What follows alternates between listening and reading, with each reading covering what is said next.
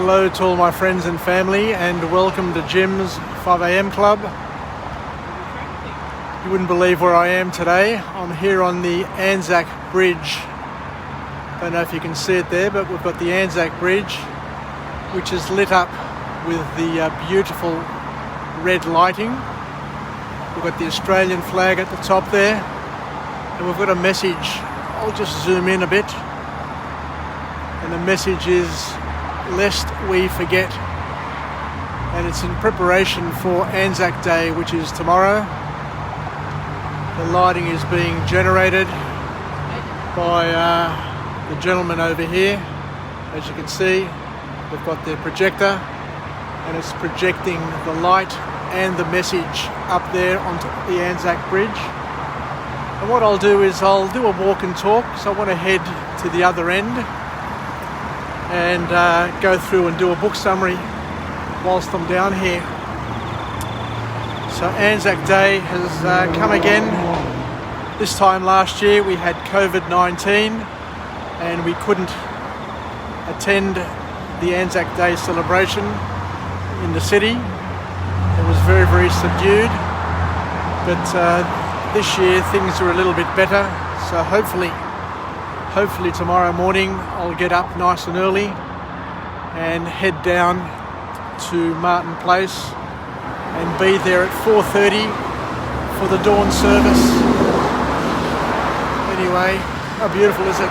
It's amazing what a little bit of light can do, but it is glorious.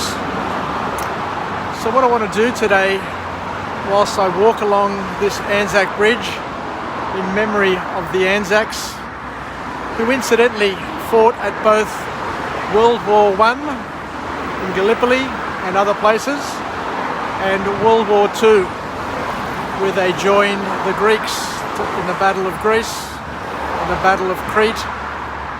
And some of those Anzacs, some of those young Anzacs who fought in World War I also fought in World War II. So some of them saw two campaigns, believe it or not. It's quite remarkable, and it's quite special to think that I've lived a lifetime and not have had to go to war. Anyway, what I want to do today is go through a book summary entitled Howard Hughes, His Life and Madness. It's a book on the famous Howard Hughes. And to start off his book, he comes up with a very interesting and wonderful quote where he basically calls us all to action. He says, do the impossible, because almost everybody has told me my ideas are mere fantasies. So he's an example of a person who was able to achieve a lot in his lifetime. And I think towards the end of his life, he owned a third of the operations in Las Vegas. So you can imagine the amount of wealth that he was able to generate in his lifetime. So he was a young man, and both of his parents died suddenly when he was 18 years of age, and he inherited a lot of money. But he turned his sights to his passions, which was aviation and filmmaking.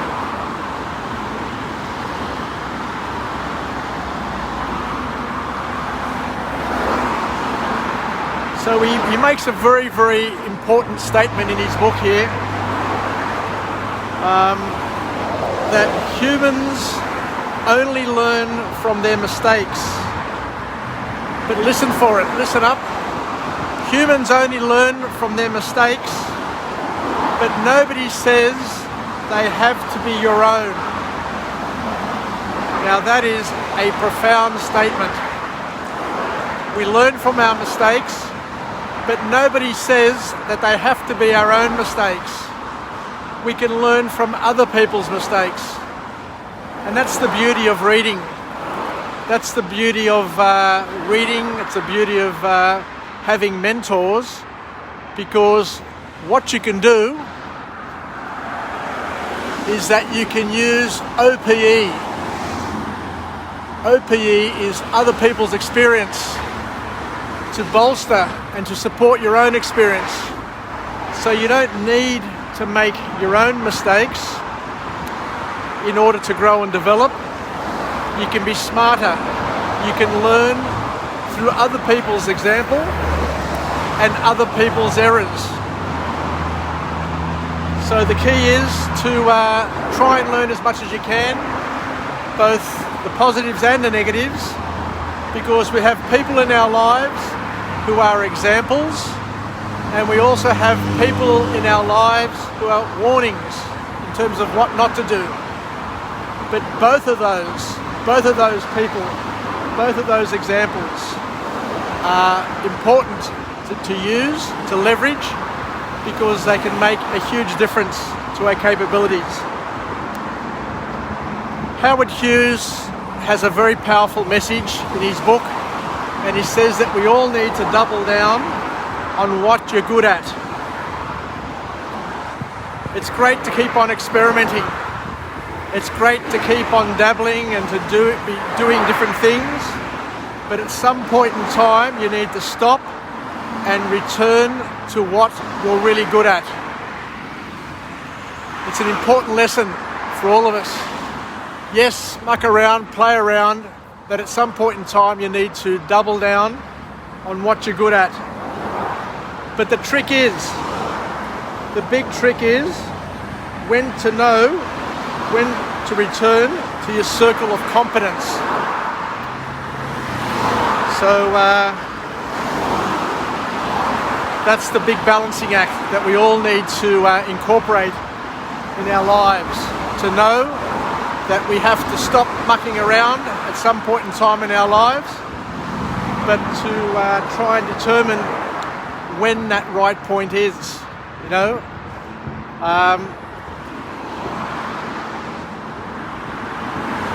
There's some fireworks somewhere, but I can't see where they are. Just so you can see the view that I've got from here, I can see all the way out to the Harbour Bridge. It is a beautiful part of the city. My cousin Billy and Selena just live 200 yards from here. Had I known I was coming down earlier, I could have given them a call and caught up with them, but we'll have to leave it for another time. The other thing that Howard Hughes talks about, and once again is a powerful lesson, is that you can complain about the system, or you can learn how to use and take advantage of the system, because it'll persist either way. Regardless of how much you complain, the system is the system, and the smart person is the person who can figure out the system and use it to their advantage. So another lesson from Howard Hughes is we need to accept the system the way it is, and to turn the tables and make it work for you. So don't try and change the system. Don't try and change the world. Don't try and change people. What you need to do is accept it. This is how it is. And once you accept that this is the way it is, then all you have to do is learn how to play the game and play the system. So work it to your advantage. Learn to surf the system. The waves will keep on coming. They'll come at different times, at different sets, at different heights, at different lengths. But you need to be there, ready to surf those waves. And the last formal point to come out of the book from this author on the life of Howard Hughes is that one single positive event in your life can never make up for all the bad habits and all the troubles that you've had in your life. So it's important to try and live your life as wholesome and as well as you can over the years, because what the author's saying is that regardless of the end event, even if you achieve all the wealth in the world, if you've had a sad, a painful and a disappointing upbringing in terms of the way you see it or the stories you tell, none of that glory, none of that beauty will ever enable you to get over the pain that you've had growing up. So there's a big lesson here for parents as well, to make sure that they help their children have a good, productive life without looking back and being disappointed and troubled by their life. So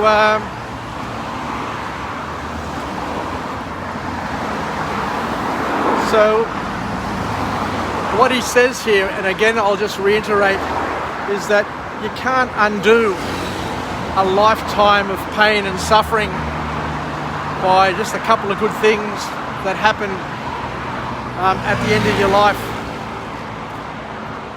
Bold moves need consistent, good choices and good decisions to keep them and to grow them, I guess is the point that he's making. So we can't just I just got a message coming through on my phone, so thanks very much. So basically what he's saying is that we need to live a life as best we can. And what I'll do is I've got 200 metres to go, so I'll just keep on chatting away, and I'll get down here to where the statue is, the Anzac statue, because on the Anzac Bridge here we've got the two soldiers, one on each side of the road. One is an Australian soldier and the other side of the road is a New Zealand soldier, and they're both presented at the western side of the bridge, and they are quite handsome and it's quite noteworthy. So I'm almost there. I can just see him popping up there on the right. I remember these silos when I was a young fellow. They got painted just before the Olympics in 2000. I remember them back then, and they're a beautiful part of Sydney. I don't know if everybody remembers these when they first got painted, but they've got all the different events painted on each of the silos, and it brings back some fond memories. So what you've got here is you've got the two soldiers, the two Anzac soldiers. As I say, one is an Australian soldier, the other one is a New Zealand soldier. And they've got their head bowed in respect for the their fallen comrades in both World War I and World War II. And I guess in all their campaigns that both New Zealand and Australia have fought in. So here we have the statue of the Anzac soldier over this side. There we have him. And how beautiful is that? We've got the moon. We've got the moon just over his head. A glorious statue. And if I look across the road there, you'll see the other statue, which is the New Zealand soldier dressed in his outfit. So thank you very much for joining me on Jim's 5am Club on this evening, the night before Anzac Day. In about 10 hours we'll be down here at Martin Place listening to the speeches. And let me just get a video here of the plaque. The bridge was opened in '98. So let's finish off with a positive affirmation. I'm alive, I am well, and I feel absolutely great. To my friends and family, stay connected, stay relevant, stay reasonable, and most importantly, let's take some lessons from this book from Howard Hughes, where we went through and picked up a couple of messages. Let's Let's see if I can reiterate some of those messages. That to double down on what you're good at, and one more message before I finish up, and to accept. The most important message of all is to accept the system as it is and learn how to play the system and to use it and take it and leverage it to your advantage. So thank you very much for joining me. We'll just get one more view of the Anzac Bridge lit up in the solemn red colours with that message, lest we forget. And remember the Anzacs who fought in both World War I and World War II. We mustn't forget the second Anzac campaign, where the Anzacs fought side by side with the Greeks in Greece and in Crete, and did their duty to hold up and to resist those Axis forces long enough to slow them up, so that they had an impact, a major impact on the outcome of World War II. So Yassas, Filakia from Jim, and I look forward to coming to you again tomorrow from a different place with a different message, a message of empowerment, where we can become the wind beneath our wings, the wave beneath our board, the zephyr that emboldens our flags, and the turbine that propels us to where we want to go and to live our life as best we possibly can. Yassas, take care, and from Anzac Bridge, lest we forget, and also a special birthday wish to my cousin Anna, who celebrates her birthday on Anzac Day. So Sakapava Nulamo, take care, Ketaleme, bye for now.